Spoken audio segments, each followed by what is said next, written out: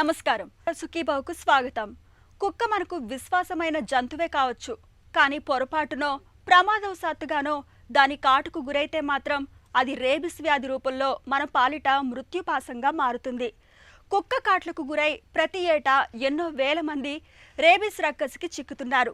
మనలో చాలా మంది కుక్క కాటును పెద్దగా పట్టించుకోరు. ఆసుపత్రికి వెళితే బొడ్డు చుట్టూ ఇంజెక్షన్లు వేయించుకోవాల్సి వస్తుందనే భయంతో నాటు వైద్యాల్ని ప్రయత్నిస్తుంటారు. పసుపు పూసి ఆకుపసరలను పట్టించి అంతటితో వదిలేస్తుంటారు. నిజానికి ఇలా చేయడం ఎంత మాత్రం మంచిది కాదు. కుక్క లాలాజలంలో రేబిస్ వైరస్ ఉండి అది మనకు సోకితే మొత్తంగా మన ప్రాణమే ప్రమాదంలో పడుతుంది. ఈ నేపథ్యంలో రేబిస్ గురించి, కుక్క కరిచినప్పుడు తీసుకోవాల్సిన జాగ్రత్తల గురించి ఇప్పుడు తెలుసుకుందాం. ప్రతి ఏటా ప్రపంచవ్యాప్తంగా రేబీస్ వ్యాధి బారిన పడి మరణిస్తున్న వారి సంఖ్య సుమారుగా 59,000కు పైగా ఉంటోంది. వీరిలో కనీసం 20,000 మంది మన దేశంలోనే మరణిస్తున్నారన్నది ప్రపంచ ఆరోగ్య సంస్థ అంచనా. అంటే కుక్కల బెడద మనకు ఎంత తీవ్రంగా ఉందో అర్థం చేసుకోవచ్చు. మిగతా జంతువుల కారణంగా రేబీస్ వ్యాధి వచ్చే అవకాశం ఉన్నప్పటికీ 99% కేసుల్లో కుక్క కాట్లే ప్రధాన కారణంగా ఉంటున్నాయి. ముఖ్యంగా రేబీస్ బారిన పడుతున్న వారిలో 15 ఏళ్ల లోపు పిల్లలే ఎక్కువగా ఉంటున్నారన్నది చేదు నిజం. రేబీస్ ప్రధానంగా జంతువుల నుంచి మనకు సంక్రమించే వైరస్తో వచ్చే వ్యాధి. ఈ రేబీస్ కారక వైరస్ను లిస్సా వైరస్ అంటారు. ఇది జంతువుల లాలాజలంలో ఉంటుంది. ఈ వైరస్ ఒంట్లో ఉన్న కుక్కలు మనల్ని కరిచినప్పుడు, మన శరీరం మీద గాయాలున్న చోట నాకినప్పుడు దాని ద్వారా వైరస్ మన శరీరంలో ప్రవేశిస్తుంది. రేబీస్కు ఇదే మూలం. రేబీస్ అనేది ఈ మధ్యకాలంలో మీరు గమనిస్తే మీడియాలో కూడా చాలా high incidence of cases report చేయడం జరుగుతుంది. అండ్ ప్రపంచవ్యాప్తంగా almost 30% of representation of rabies cases మన దేశం నుంచే వస్తున్నట్టు ఈ స్టాటిస్టికల్ డేటా కన్ఫర్మేషన్ జరిగింది. అయితే ఇక్కడ స్ట్రే డాగ్స్ అనేవి ఎక్కువగా ఉన్న కారణంగా రేబీస్ అనేది ఎక్కువగా మనకు కనిపిస్తుంది. అన్ఫార్చునేట్గా రేబీస్ ప్రెవలెన్స్ మన దేశంలో ఎక్కువగా ఉన్నది కాబట్టి దాని గురించి కాస్త ఫోకస్ చేసి మాట్లాడాల్సిన అవసరాలు ఉన్నాయి. సో సహజంగా ఈ రేబీస్ అనేది కుక్క కాటు ద్వారా వస్తుంది, అంటే డాగ్ బైట్. సో ఈ డాగ్స్కి సరిగ్గా ఇమ్యునైజేషన్ జరగకపోవడం ఆర్ డాగ్కి ఆల్రెడీ ఇన్ఫెక్షన్ రావడం, అది హ్యూమన్ని అంటే మనుషుల్ని కరిచినప్పుడు ఈ వైరస్ అనేది ట్రాన్స్మిట్ అవుద్ది. ఈ వైరస్ ట్రాన్స్మిషన్ వల్ల సాధారణంగా within 10 days representation of rabies అనేది ప్రజెంట్ అవుద్ది. సో ఈ రిప్రజెంటేషన్ ఎలా ప్రజెంట్ అవుద్దంటే ఫస్ట్ జ్వరం లాగా వస్తుంది, తర్వాత ఒళ్ళు నొప్పులు వస్తాయి, తర్వాత జీర్ణాశయానికి సంబంధించి మోషన్స్ కానీ వాంతులు కానీ అజీర్ణం కానీ ప్రజెంటేషన్ జరుగుద్ది. ఎండ్ పార్ట్లో ఏం జరుగుద్దంటే ఈ రేబీసు బ్రెయిన్కి సోకడం అనేది జరుగుద్ది. ఆ కారణంగా పేషెంట్లు బాగా ఇరిటేషన్కి గురవడం, హైడ్రోఫోబియా అనే ఒక ప్రక్రియ మెడిసిన్గా జరుగుద్ది. ఈ హైడ్రోఫోబియా అంటే నీళ్ళని చూడంగానే చాలా విపరీతమైన సివియర్ రియాక్షన్స్ లాగా బిహేవ్ చేయడం, అంటే వాటర్ని తట్టుకోలేని పరిస్థితి అనేది ఏర్పడుతుంది. అన్ఫార్చునేట్గా ఇలాంటి సోకిన పేషెంట్స్లో ట్రీట్మెంట్ అనేది ప్రపంచవ్యాప్తంగా ఎక్కడా లేదు. 100% మరణం అనేది సోకుద్ది దీని కారణంగా. అంటే రేబీస్ని ఫస్ట్ ప్రివెంట్ చేయకుండా డిలే చేసిన దానివల్ల డెఫినెటివ్గా మనిషి బతకడం అనేది జరగదు. సో అందుకోసం రేబీస్ని ఫస్ట్ ప్రివెంటివ్ మెజర్గా ఇమ్మీడియట్గా దాన్ని అటెండ్ చేయడం అనేది ఇంపార్టెంట్. రేబీస్ వ్యాధి సాధారణంగా ఏ కుక్క కలిచినా వచ్చేది కాదు. అప్పటికే తన శరీరంలో ఈ వ్యాధికారక వైరస్ ఉన్న కుక్క మనల్ని కరిచినప్పుడే ఈ సమస్య మొదలవుతుంది. కుక్క కరిచినప్పుడు మనకు రేబీస్ వ్యాధికారక వైరస్ సంక్రమించి ఉంటే ఆ వైరస్ నాడులను చేరుకొని గంటకు 3 మిల్లీమీటర్ల వేగంతో ప్రయాణిస్తూ మన మెదడును చేరి క్రమేపీ రేబీస్ లక్షణాలను తెచ్చిపెడుతుంది. ఈ వ్యాధితో బాధపడుతున్న కుక్కల్లోనూ మనుషుల్లోనూ ఒకే విధమైన లక్షణాలు ఉంటాయి. గాబరాగా ఉండటం, తికమక పడటం, మితిమీరిన భయం, భయంకరమైన చూపు, నోటి వెంబడి లాలాజలం కారటం, గొంతు నొప్పి, ఏమీ మింగలేకపోవటం, నీటిని ద్రావకాలను చూస్తే భయపడటం, ఇతరులను చూసి భయపడి కరిచేయటం మొదలైన లక్షణాలు కనిపిస్తాయి. రేబీస్ వ్యాధి ముదురుతున్న కొద్దీ గొంతు కండరాలు పక్షవాతానికి గురై ఏమీ తినలేక కోమాలోకి వెళ్ళిపోతారు. చివరికి మృత్యువాత పడుతూ ఉంటారు. డాగ్ బైట్ని డెఫినెట్గా కేటగరైజేషన్ పబ్లిక్లో చాలా ఇంపార్టెంట్ అండి. ఎందుకంటే ఆ కేటగరైజేషన్ వల్లే ట్రీట్మెంట్ అనేది డెసిషన్ జరుగుద్ది. So category 1 or grade 1 bite అనేది జస్ట్ ఈ నాకడం కానివ్వండి, స్క్రాచ్ కానివ్వండి, రక్తం ఎక్స్పోజ్ కానీ ఏరియాస్ నుంచి ఏది జరిగినా కానీ దాన్ని కేటగిరీ 1 అంటారు. సాధారణంగా దీనికి రేబీస్కి సంబంధించిన ట్రీట్మెంట్ ఏముండదు. జస్ట్ ఎసెప్టిక్ ప్రికాషన్స్, వాషింగ్ చేయడం ఇలాంటివి ఆర్ నొప్పికి సంబంధించిన మందులు వాడడమే కేటగిరీ 1 బైట్ కింద మనం కన్సిడర్ చేయాలి. కేటగిరీ 2 అనేది కాస్త స్కిన్ పొక్కు లేసిపోవడం, some amount of blood leakage జరగడం, మైనర్ ఇంజురీస్ జరగడం, ఇట్లాంటి వాటిలన్నిటిని కూడా కేటగిరీ 2 కింద కేటగరైజ్ చేస్తాం. వీటిలన్నిటికి కూడా 100% రేబీస్ వ్యాక్సిన్ అనేది వేయాల్సిన అవసరం ఉంది. కేటగిరీ 3 బైట్ మార్క్స్ ప్రామినెంట్గా కనపడడం, స్కిన్ బ్రేక్ అయిపోవడం, మజిల్ కనపడడం, బాగా పళ్ళు ఘాట్లు క్లియర్గా మనిషి మీద కనపడడం, వీటిలన్నిటిని కూడా కేటగిరీ 3 కింద కన్సిడర్ చేస్తాం. వీటికి 100% వ్యాక్సినేషనే కాకుండా అవసరమైన చోట్లలో ఇమ్యూనోగ్లోబులిన్ అనే మెడిసిన్ కూడా ఇవ్వాల్సిన పరిస్థితి ఉంది. అలా 3 డిఫరెంట్ కేటగిరీస్లో రేబీస్ బైట్స్ని మనం డివైడ్ చేసి అవసరమైన ట్రీట్మెంట్ చర్యలు తీసుకోవాల్సిన పద్ధతులు ఉన్నాయండి. వాస్తవానికి నాటు వైద్యం అనేది అబ్సల్యూట్లీ నాట్ అలౌడ్ అండి. ఎందుకు అంటే ప్రపంచవ్యాప్తంగా రేబీస్ సోకడం వల్ల ట్రీట్మెంట్ అనేది లేదు కనుక, డెత్ అనేది 100% సంభవిస్తుంది కాబట్టి దీనికి ట్రీట్మెంట్ లేదు కనుక నాటు వైద్యం లాంటిది చెయ్యొద్దు. దీనికి వైరస్ నివారణ చర్యలు ఏవైతే నేను హైలైట్ చేశానో వాటిని తీసుకొని ప్రాణాంతకం కాకుండా కాపాడుకోవాల్సిన అవసరం ఉంది. ఆ కారణంగా నాటు వైద్యం అనేది యాక్సెప్టబుల్ కాదు. కుక్క కరిచినప్పుడు వెంటనే ఏం చేయాలో మనలో చాలా మందికి తోచదు. అయోమయంతో తెలిసి తెలియని నాటు వైద్యాలు చేసుకుంటూ ఉంటారు. నిజానికి కుక్క కరిచిన వెంటనే గాయాల విషయంలో కొన్ని ప్రత్యేక జాగ్రత్తలు తీసుకుంటే రేబీస్ సోకకుండా చాలా వరకు నివారించుకోవచ్చు. కుక్క కరిచినప్పుడు గాయాల విషయంలో వెంటనే ఏం చేయాలో, ప్రథమ చికిత్సగా ఎలాంటి జాగ్రత్తలు తీసుకోవాలో ఇప్పుడు తెలుసుకుందాం. రేబీస్ వైరస్ ఒకసారి మన ఒంట్లో ప్రవేశించిన తర్వాత 1 నెల నుంచి 3 నెలల లోపు ఎప్పుడైనా రేబీస్ వ్యాధి రావచ్చు.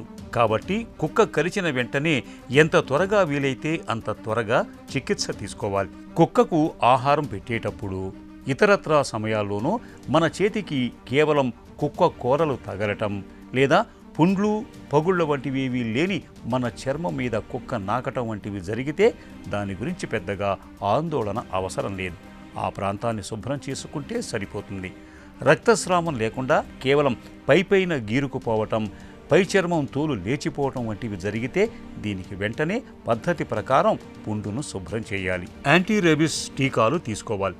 కూరలు దిగిపోవటం, చర్మం చీరుకుపోవటం, రక్తం వస్తూ గాయాలవ్వటం లేదా మన శరీరం మీద ఉన్న పుండ్లను కుక్క నాకటం, మన గాయాలకు కుక్క చొంగ తగలటం ఇలాంటివి జరిగినప్పుడు దీన్ని తీవ్రంగా పరిగణించాలి.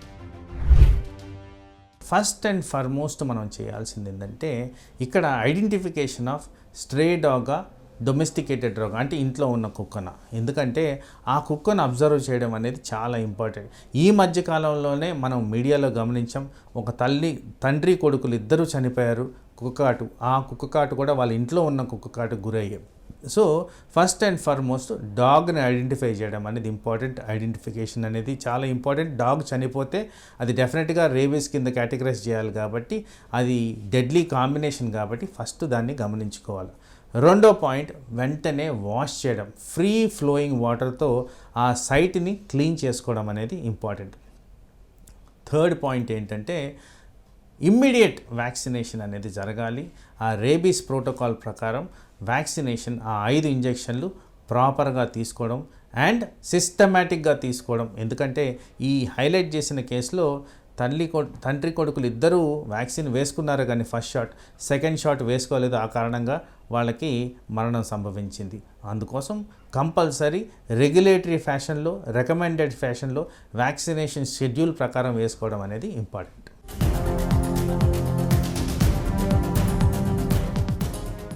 కుక్క గరవగానే ఇటువంటి నాటు వైద్యాలు చేయకుండా, అంటే ఆకులు, పసర్లు, పసుపులు, మిర్చిలు పెట్టకుండా వెంటనే మీరు దగ్గర ఉన్న వైద్యుని సంప్రదించాలి. ప్రాథమిక ఆరోగ్య కేంద్రాల్లోనూ అనేక ప్రైవేట్ ఆసుపత్రుల్లోనూ మీకు దీని యొక్క ట్రీట్మెంటు, అంటే వ్యాక్సిన్ ప్రక్రియ కానివ్వండి, ఇతర ట్రీట్మెంట్లు చాలా సులభంగా లభ్యమవుతున్నాయి. ఎందుకంటే ట్రీట్మెంట్ తీసుకోకపోతే రేబీస్ వస్తే 100కు 100% మరణిస్తారు. ట్రీట్మెంట్ తీసుకుంటే 100కు 100% మీరు బతుకుతారు. కాబట్టి ట్రీట్మెంట్ చాలా ముఖ్యం. కుక్క కరవగానే ఎంత తొందరగా ట్రీట్మెంట్ మొదలు పెడితే అంత మంచిది. కాబట్టి మీరు సమయాన్ని వృధా చేయకుండా వెంటనే డాక్టర్ని సంప్రదించాలి. కుక్క కరిచినప్పుడు ప్రాథమిక చికిత్స చాలా ముఖ్యం. కుక్క లాలాజలంలో రేబీస్ వైరస్ ఉంటుంది. కుక్క కరిచినప్పుడు మనిషిలోకి ఈ లాలాజలం ద్వారా ఈ వైరస్ ప్రవేశిస్తుంది. కుక్క కరవగానే మనం దాదాపు 15 నిమిషాలు ఆ గాయాన్ని మంచినీటితో కడిగినట్లయితే, ట్యాప్ వాటర్ కింద ఆ కాలునో చేయునో గాయాన్ని పెట్టి శుభ్రంగా ఫ్లష్ చేస్తే చాలా వరకు ఆ వైరస్ అక్కడి నుంచి వెళ్ళిపోయే అవకాశం ఉంది. అంటే వైరస్ లోడ్ తగ్గుతుంది. ఇలా వైరల్ లోడ్ తగ్గినప్పుడు రేబీస్ వచ్చే అవకాశాలు తక్కువ. ఆ తర్వాతనే మిగతా చికిత్సలు ప్రారంభించాలి. సో అదేవిధంగా చాలామంది ఏంటంటే ఈ మంచినీరు కాకుండా కొంతమంది రకరకాల పదార్థాలు, అంటే యాంటీసెప్టిక్ లోషన్స్ అవి వాడుతుంటారు.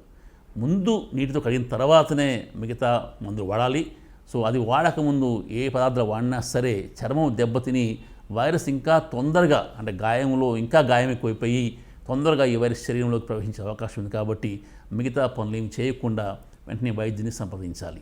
మనలో చాలామంది కుక్క కరిచిన చోట గాయం మీద పసుపు, కారం, నూనె, ఉప్పు, మన్ను, నిమ్మరసం ఇలా ఏదో ఒకటి చల్లుతూ ఉంటారు.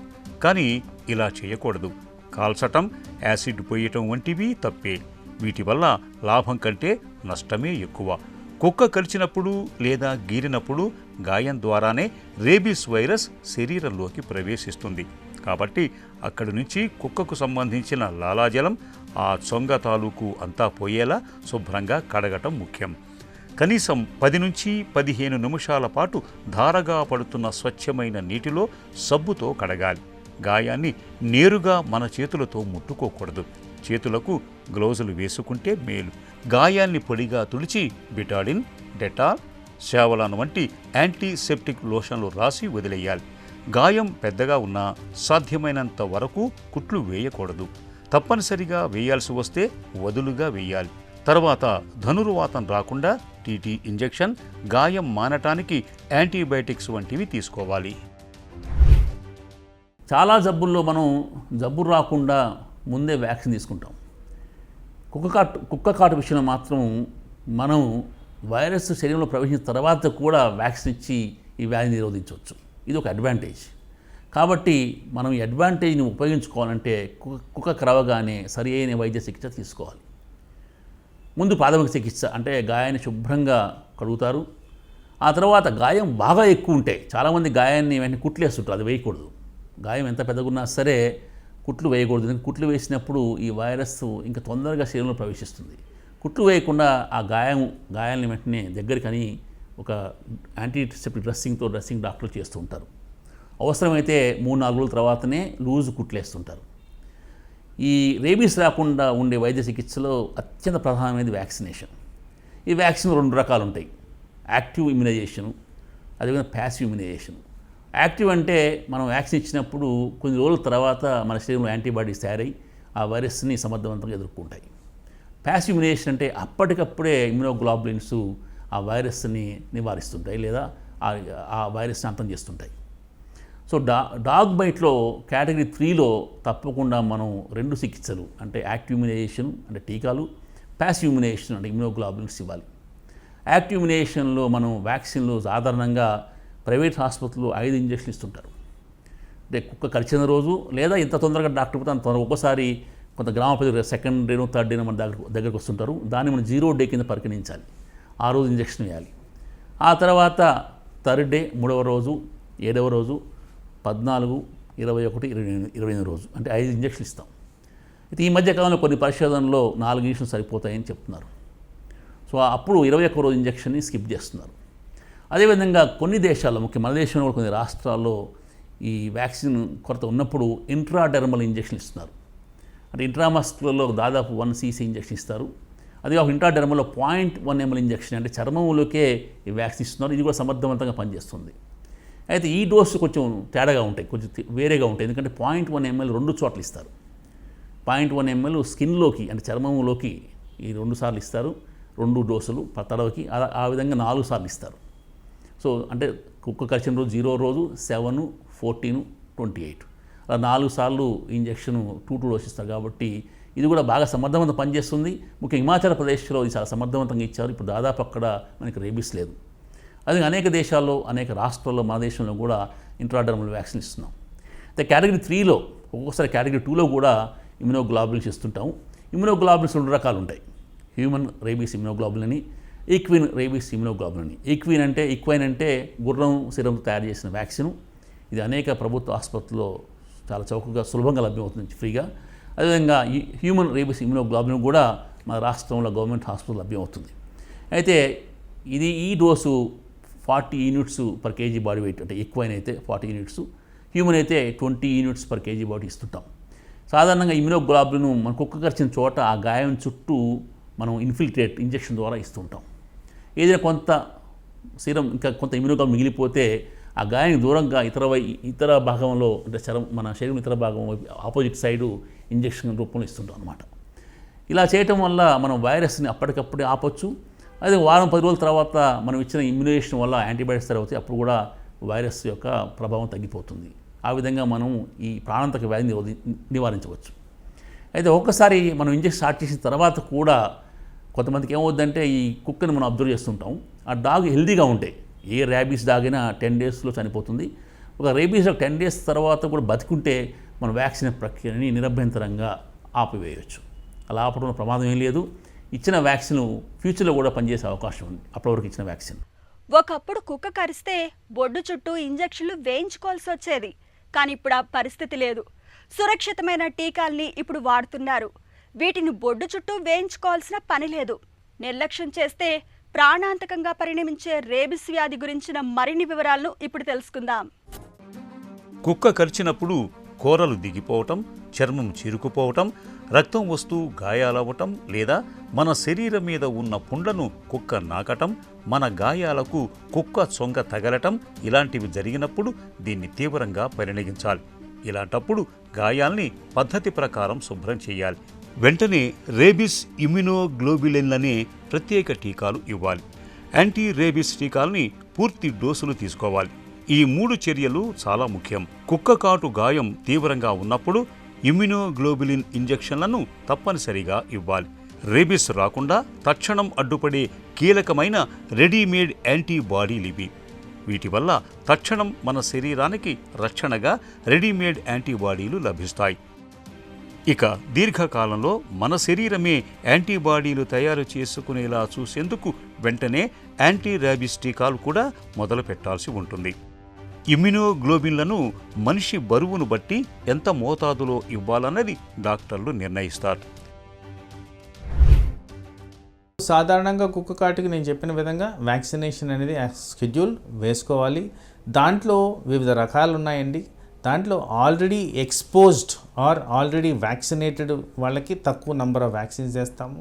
ఎవరికైతే నో ఎక్స్పోజర్ ఉంటుందో వాళ్ళల్లో వ్యాక్సినేషన్ షెడ్యూల్ ప్రకారం ఈ 5 ఇంజెక్షన్స్ అనేవి జరుగుతాయి. ఇమ్యునోగ్లోబులిన్స్ అనేది ఎవరికైతే రేబీస్ వచ్చే సూచనలు కనిపిస్తాయో, ఎవరి డాగ్కి అయితే ఆల్రెడీ రేబీస్ వచ్చినట్టు గమనిస్తారో, డాగ్ బైట్లో ఆల్రెడీ రేబీస్ వచ్చిన డాగ్ కానీ ఉంటే వీళ్ళందరికి కూడా ఇమ్యునోగ్లోబులిన్స్ అనేది 100% ఇవ్వాలి. దాని ద్వారా ఈ ప్రివెన్షన్ ఆఫ్ కేర్ అనేది చాలా ఇంపార్టెంట్ అండి. సాధారణంగా ఇది పాతకాలంలో అవలంబించే ఒక టైప్ ఆఫ్ వ్యాక్సినేషన్. ఇప్పుడు అది ఎవరూ చేయట్లేదు. ఇప్పుడు వ్యాక్సినేషన్ అంతా కూడా షోల్డర్ మజిల్కి ఇవ్వడం జరుగుద్ది.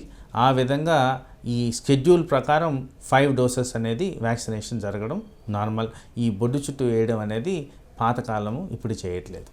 తప్పనిసరిగా టీకా వేసుకోవాల్సిన అవసరం ఉంది. పర్టిక్యులర్గా ఎవరైతే డాగ్స్తో ఎక్కువగా ఉంటారో వాళ్ళల్లో రేబీస్ ఇన్సిడెన్స్ పెరిగేదానికి ఆస్కారం ఉంది. కాబట్టి ప్రీ ఎక్స్పోజర్ ప్రొఫిలాక్సిస్ అంటే కుక్క కాటుకు గురవ్వక ముందే ఇలాంటి వ్యాక్సినేషన్ వేసుకోవడం అనేది ఇంపార్టెంట్. అది గవర్నమెంట్ గైడెన్స్ కూడా ఉంది. సో ఆ వ్యాక్సినేషన్ వేసుకున్న దానివల్ల రేబీస్ రాకుండా మనం కాపాడుకోవచ్చు. ఒకవేళ మనం కానీ అన్ఫార్చునేట్గా ఇన్ఫెక్టెడ్ డాగ్ వల్ల బైట్ అయితే కంపల్సరీ రేబీస్ ఇమ్యునోగ్లోబులిన్తో పాటు వ్యాక్సినేషన్ కూడా వేసుకోవాల్సిన అవసరం ఉంది. కుక్క కరిచిందంటే బొడ్డు చుట్టూ ఇంజెక్షన్లు చేస్తారనే భయం చాలా మందిలో ఉంటుంది. ఒకప్పుడు ఇలా బొడ్డు చుట్టూ ఇంజెక్షన్లు ఇచ్చిన మాట నిజమే. ఖరీదు తక్కువే అయినా వీటితో దుష్ప్రభావాలు చాలా ఎక్కువ కావటంతో చాలా దేశాల్లో వీటిని వాడటం లేదు. మన దేశంలో కూడా వీటిని నిలిపివేశారు. ప్రస్తుతం రాబిపూర్చిక్, డక్ ఎంబ్రియో వంటి సురక్షితమైన టీకాలను మాత్రమే వాడుతున్నారు. వీటిని బొడ్డు దగ్గర చేయాల్సిన పని లేదు. చేతులకు, పిర్రలకు కరిచిన చోట మాత్రమే చేస్తారు. ఒకసారి రేబీస్ బారిన పడితే ప్రాణాలతో బయటపడటం చాలా కష్టం. కాబట్టి రేబీస్ రాకుండా ముందే జాగ్రత్తలు తీసుకోవటం అవసరం. అదృష్టవశాత్తు రేబీస్ను సమర్థంగా అడ్డుకునే టీకాలున్నాయి. కాబట్టి సకాలంలో స్పందిస్తే రేబీస్ రాకుండా చూసుకోవటం సాధ్యమేనన్న విషయం మర్చిపోకూడదు. ఆధునిక వైద్యంలో రేబిస్ వ్యాధికి ప్రస్తుతానికి చికిత్స లేదు. నివారణ ఒక్కటే మన ముందున్న ఏకైక మార్గం. పెంపుడు జంతువులకు రేబిస్ టీకాను తప్పనిసరిగా వేయించాలి. కుక్క కరిచినప్పుడు, ఇతర పెంపుడు జంతువుల కాట్లకు గురైనప్పుడు ఆలస్యం చేయకుండా రేబిస్ టీకాను తీసుకోవాలి. అప్పుడే మనకు ప్రాణాంతక జబ్బు ముప్పు తగ్గుతుంది.